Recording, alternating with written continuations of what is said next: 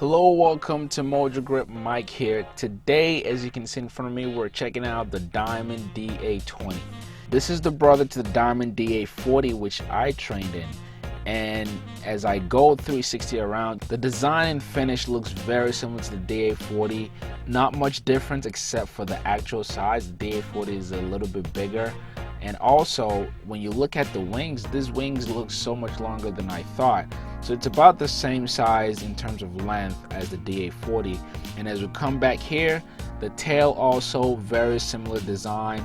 So to me, you should get similar flight characteristics with this airplane as you would in a DA40. As you can see, it is a canopy door.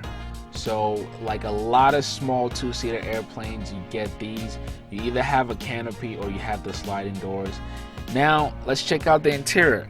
To get into the airplane, there's a handle here on the dash, and you basically tuck your hands in there, and then you put one foot on the steps, and that should lift you up into the interior. And here we are in the interior. First thing that jumps out, this airplane has your standard steam gauge. So you have your flight instruments on the left side, which is your primary flight display, and then to the right of me, on the right side, you have your engine instrument.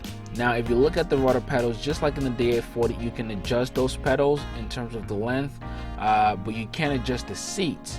Initially from the outside, when I looked at this plane, I thought, man, it's going to be really tight in here. But once I sat down, I was able to adjust those rudder pedals, and sitting in here is pretty comfortable. I don't feel too tight or anything like that. Now moving on to the center console, this airplane has a fixed pitch prop. So you don't have a prop lever here to control your prop blade angle and things like that.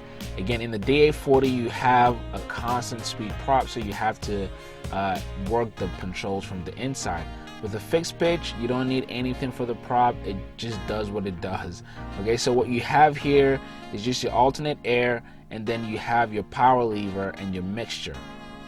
And also right here, you have an electronic trim control. So something I found interesting with the airplane, there is a trim, there's a nose trim here, but if you look at the tail on the elevator, there's no actual trim tab on that elevator. The entire system is the trim. In the DA40, you do have an additional trim tab that helps you stabilize that nose, but in this aircraft, the entire system or the entire elevator serves as a trim tab, so to speak.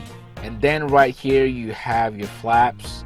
So you can put your flaps to take off, cruise, and so on and so forth. The seats are like bucket seats, so you kind of lean into it, or you drop into the seats. And for me, I have long legs, but I'm able to adjust my my rudder pedals here. So the aircraft is capable of doing a good cross-country flight. It's not IFR certified. You can never certify this airplane for IFR flights, unfortunately. But comfort, the seats are pretty comfortable. They're not the most padded seats, but again, this is a trained aircraft. But it works well. It works well. I don't know how long I'll be able to sit in this cockpit. Now the canopy is open, but I'm not sure how more comfortable or less comfortable it would be once we close the canopy. But we'll see that during our flight. Now the best part, how does this thing fly? So the initial startup, taxi, all that was very familiar to me because, again, having flown the DA40, a lot of the procedures are very, very similar. And in terms of the controls and your rudders and things like that, very similar feel. So nothing really new here except for, again, the size of the cockpit. And once we got in the air, things were fairly easy. The turns, you pretty much just ease into them. Again, if you've ever flown a Diamond, you know that these are some of the most stable aircraft in the industry. And the DA20 doesn't fall short of that.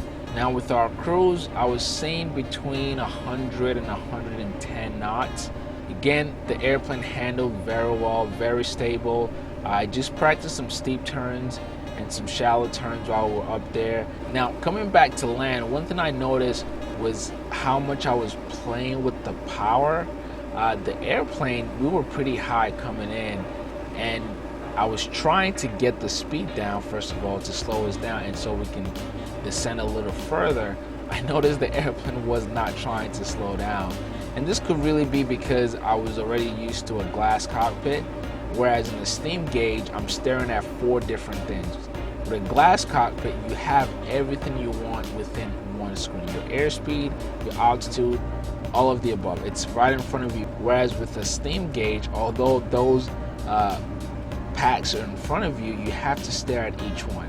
So on landing, I'm staring at one little circle that's telling me my airspeed. I'm staring at another little circle that's telling me my turn angle. I'm staring at another little circle that's telling me my altitude.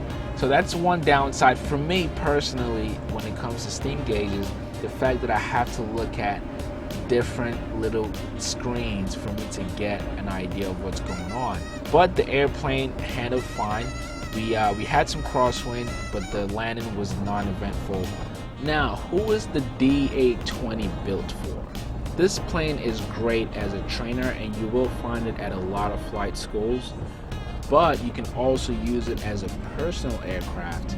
It's great for cross-country flights, again, only VFR. You cannot use this aircraft for IFR flight, and they're pretty affordable.